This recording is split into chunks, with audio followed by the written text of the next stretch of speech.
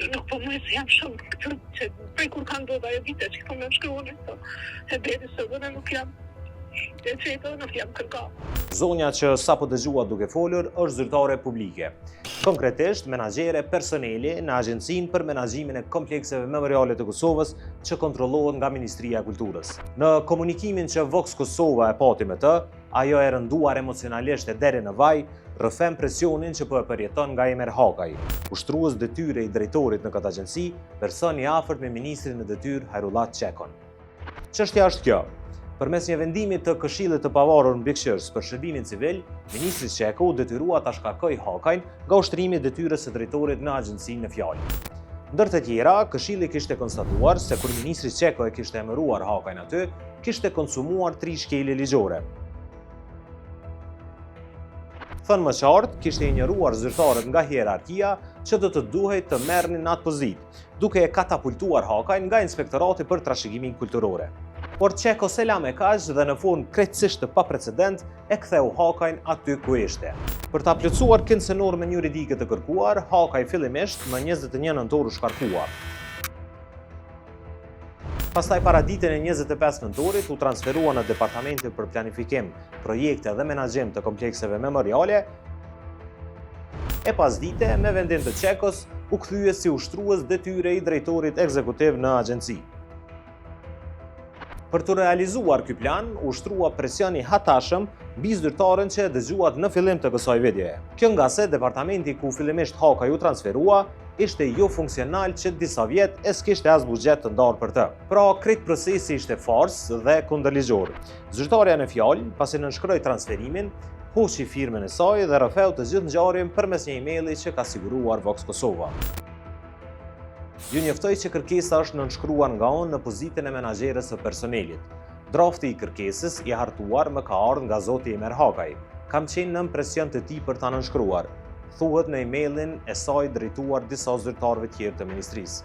Në gjendje të rënduar emocionale, e njëjta u shfaq kur i dha Vox Kosovës përgjigje për çështjen në fjalë. Ja dëgjojeni.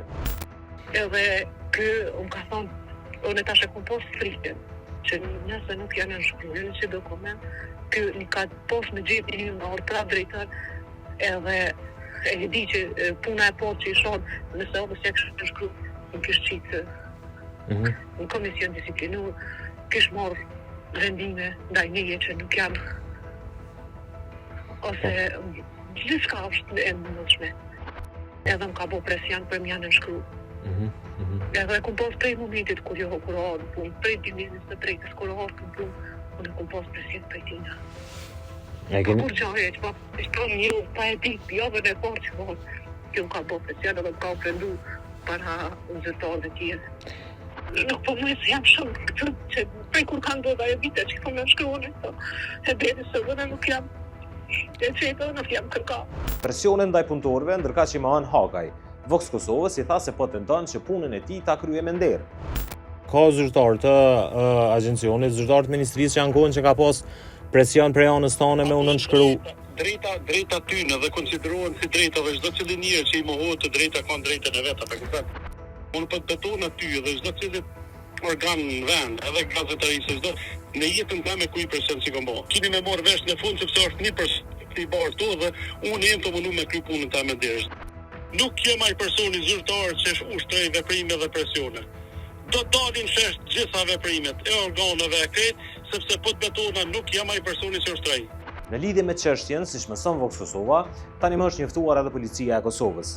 Nga Ministria e Kulturës ndërkaq, su përgjigjen kur ju kërkuam sqarime për atë që ka ndodhur. Imer Hakaj në pah doli kur në cilësinë e drejtorit të Inspektoratit për Trashëgimi Kulturore kishte marrë bajrakun e betejës mes ministrit Hajrullah Çeko dhe kryetarit të Prishtinës Përparim Rama në lidhje me ndaljen e punimeve në sheshin George Bush. Por as Çeko nuk e la pa ja kthyer borxhin. Për të e shkeli 3 herë ligjin e po vazhdon t'ia siguroj pozitën përmes veprimeve që s'janë parë ndonjëherë në institucione publike. Natyrisht nga qeveria përdosta.